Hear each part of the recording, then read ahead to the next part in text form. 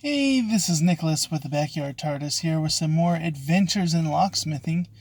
You might notice I'm not in my normal service van, and that is because I got rear-ended. And that is something I've had to deal with a lot. This will be this is the fourth time I've had my service vehicle rear-ended while I was at a complete stop. A third time at a traffic light.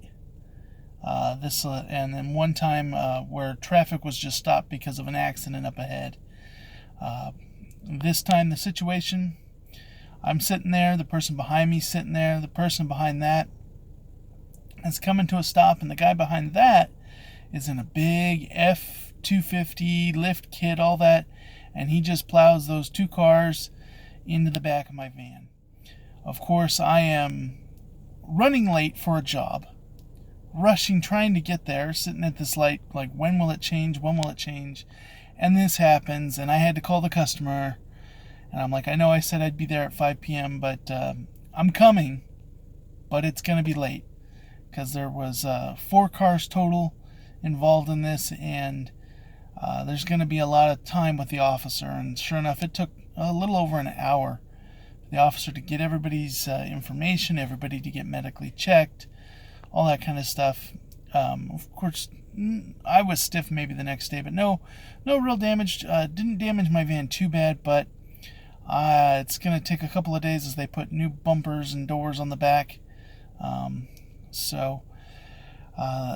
just, that's locksmithing. I had another time, I was sitting at a light, and a nurse coming off a double shift at the hospital accidentally stepped on the gas instead of the brake, and went from just almost no speed at all right behind me to jumping right into the back of the vehicle. Another time, a guy at a traffic light turned green, but the car in front of me didn't start going, and he just let off the gas and rolled right into me. He had a big pipe grill on the front of his truck, and put a big crease through the back doors so that they wouldn't open. But no major damage, as far as like it didn't damage the frame at all. But I did have one that was more serious, and this was one time there's a traffic accident up ahead, and I'm on the highway, so the highway is at a complete stop. I stop, and this motorcyclist coming into town at about 70 miles an hour on a Harley Fat Boy, it's right where the sign says to slow down to 45. So he sees my lights. My van's big and he can't see the traffic in front of me being at a standstill. So he thinks I'm just slowing down, that I'm pressing on my brakes to slow down. So he slows down to 40 miles an hour and goes right through my black windows. His feet catch his handlebars, and that throws him back out of my van onto the highway. And I'm just looking in the rearview mirror at what looks like a limp body, and I'm thinking, oh my goodness, he's dead. And I'm just on my way in, first job, freaked out. And then he stands up. He stands up, and thankfully there was a paramedic in the apartment building that was right alongside this. He rushed out because the guy started trying to take his shoes off, and he's like, don't, that's the only thing holding your feet together. They will swell up with blood if you take those off. He had multiple fractures throughout his leg, had fractured his tailbone. The guy was in his 70s. But the guy had the complete protective gear. Unlike most Harley guys that you see that just wear the the skull cap and the short sleeves, this guy had full protection gear, the neck guard, all that kind of stuff. And the officer showed him, he said, this is where you came out of the van, and he had clipped the bottom rim of the thing. Had he not had that protective gear on, he would not be here today.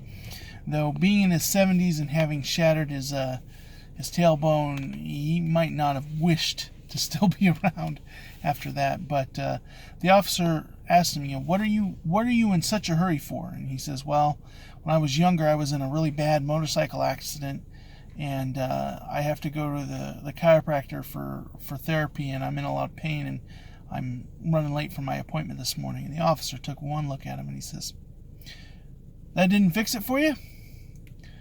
But it was that's got to be one of the, out of all the harrowing different things I've had with customers with guns and drugs or any of that kind of stuff that I've run into in this line of work, probably the most scared, dread, everything that I felt was seeing that guy fly through my back window, because I heard his brakes and I looked up and I watched him in the rearview mirror fly into the back of my van and then get shot right back out, and then just lying there on the highway. Was so relieved that he was alive, and just one of those things that GMC Savannas, they put the lights up at the top corners, and I think people don't notice that those vehicles are stopped. They don't see the lights. I've had so many times where I've been at a dead stop at a traffic light, had to do this, and it's so impromptu vacation for me. You'll probably see a couple of videos done in this vehicle because I have some time to kill. But anyways, that's just another day in a locksmith's life. Hope everybody's having a good day, and I'll catch you in the next one.